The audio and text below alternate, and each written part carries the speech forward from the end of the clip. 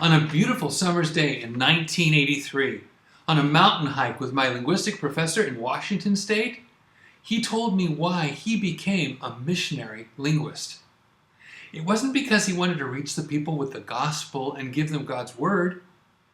It was because he was a linguist who liked to work with language.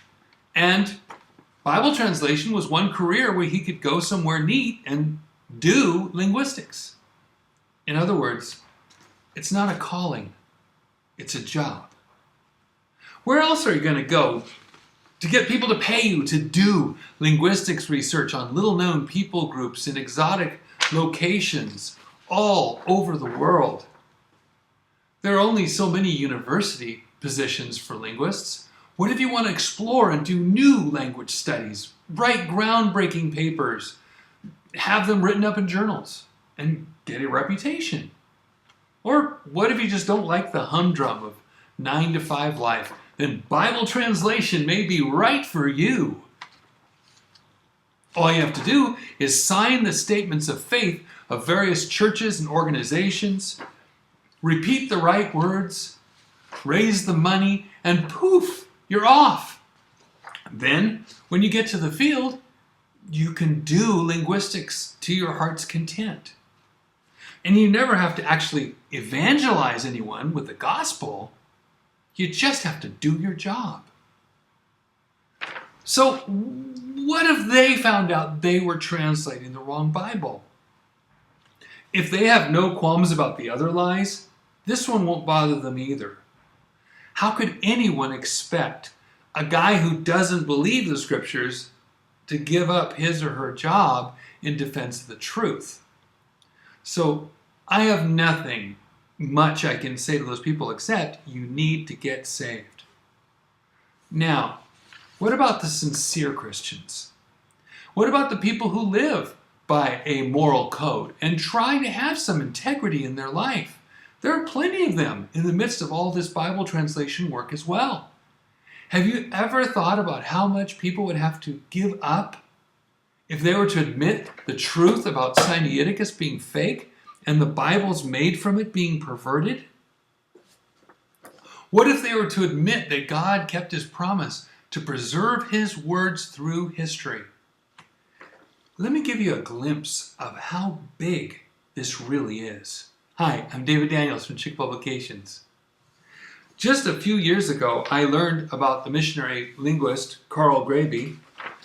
He trusted the people at Wycliffe SIL, Summer Institute of Linguistics, to tell him what Greek New Testament he was permitted to use. You see, he was translating the Bible for a group in Cameroon, and they said he must use the United Bible Society's Greek text to translate the New Testament. You see, Bible translators don't just translate from English. They also get some basic Greek training so they can use a Greek text and linguistic manuals provided by the agency to help them make new Bible translations. You may not know this, but since 1966, translators have not been allowed to use the King James or the Greek received text, which was a foundation for the King James. They have to use the UBS text because the Protestants, Baptists, and Roman Catholics agreed to use just one Greek text for the sake of unity. Graebe never planned to work with Roman Catholics, but it didn't matter what he thought.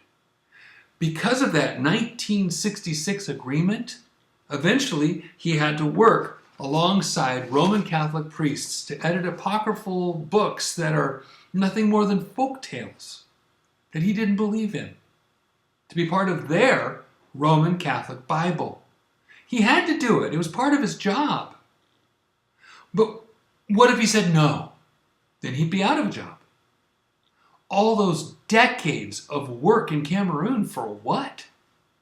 But realize this, that UBS text that he was forced to use was a joint text made with Roman Catholics, and it had changes from the preserved Bible because of that fake Sinaiticus. So it was a double whammy. So this issue of Which Greek text to use clearly affects the Bible translators on the mission field. But notice, it also affects the modern textual scholar. Remember, it was the textual scholars who told him which text to use. What if they figured out that they were basing their work on a fake Greek text? So now we have to think of the larger picture to understand the situation where we find a modern textual scholar.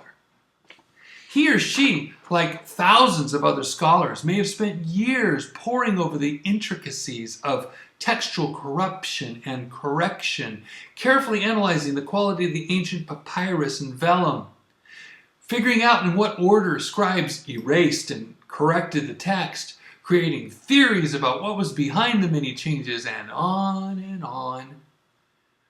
These people have a lot of interesting investigative work to do when they work with the corrupted Alexandrian type texts.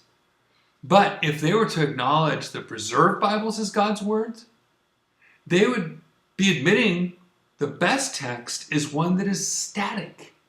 It doesn't change. It's what God said in a particular language, nothing added, nothing taken away.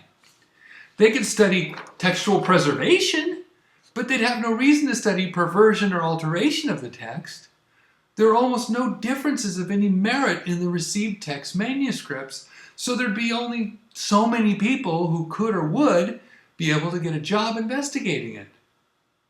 The majority of highly trained text scholars would be out of a job. And who would hire them to look at some tiny differences when we already know what words God wanted written? It's like a forensics team analyzing a room where no crime has been committed. What good will that do? Who will pay them? What's the use? So, knowing that, think of this. Who would hire them if they were to openly admit they believe that God preserved his words, or that the texts in front of them are counterfeits and unworthy of their time and effort, much less their faith? Remember who gave them their jobs. Bible translation agencies have been bound by agreements with the Roman Catholic religion since 1966. But this is what struck me just yesterday. It is much, much larger than missionary Bible translators. How many people are there wrapped up with this corrupt Greek text? How many careers are we talking about? They're not just linguists out in the Bible translation field, they're also linguists at home who train those linguists to go out into the field. And there are the support teams, the editors, and the publishers of those corrupt texts. And then it gets larger. There are universities and colleges who employ linguistic professors, philologists who studied ancient languages and writings, and other text experts. There are Bible societies who license all the translations to the publishers. Almost all of them have agreements with Rome. There are publishing companies who sell all the Bibles based on the counterfeit texts and keep selling one new version after another, or at least a few per year in multiple languages. Then there are the stores that sell all those Bibles, the marketers who make the advertising for each new Bible as it comes down the pike. That's more merchandise for everyone, from Amazon to Walmart. That's a lot of money and a lot of jobs, but it doesn't stop there. What about the pastors? For many, their denominations or fellowships have stated what Bibles they can or cannot use. Think of what would happen if the pastor suddenly held up one single Bible and said, "These are the words of God. This is the one Bible we all have to obey. No other Bible will be allowed in this congregation. They're all based on a counterfeit text." Even with the right Bible, there could be a cost. Some people could leave, the denomination or board could fire them. What about the youth ministers who seem to spend a lot of time telling young people that King James is too hard and offering up every new fad Bible to excite the youth. Same for them. Again, we're talking a lot of jobs all over the earth. This bait and switch plot began 150 years ago to give a corrupted Bible, largely based on the missing and changed words of the Sinaiticus. And it has grown into a huge worldwide deception involving thousands, even millions of people. But in all sincerity, I would say to all these people, what's more important? You're standing in your job, or you're standing in front of Jesus at the judgment? I know that some of them, maybe many of the people I've listed, don't even believe in a judgment day. That really does not matter. God is not subject to our belief in him. And the judgment day will still come, whether we want it to or not.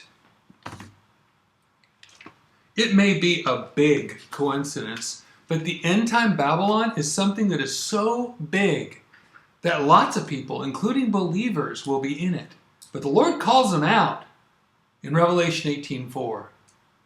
And I heard another voice from heaven saying, "Come out of her, my people, that you be not partakers of her sins, and that you receive not of her plagues."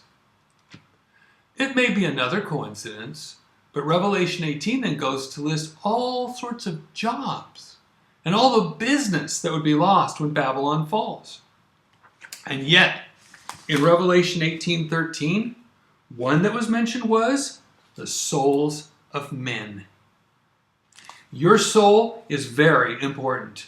Don't treat this Sinaiticus issue lightly.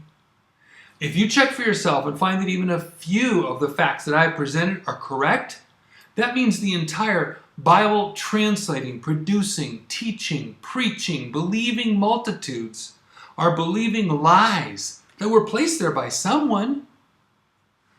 Both the Bible and the Bible translation agencies are very specific about who that someone is that agreed upon those lies and placed that lying text in people's hands.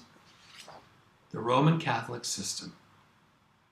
It's not just a job. There are the souls of men on the line. Count the cost carefully. God bless you and have a wonderful day.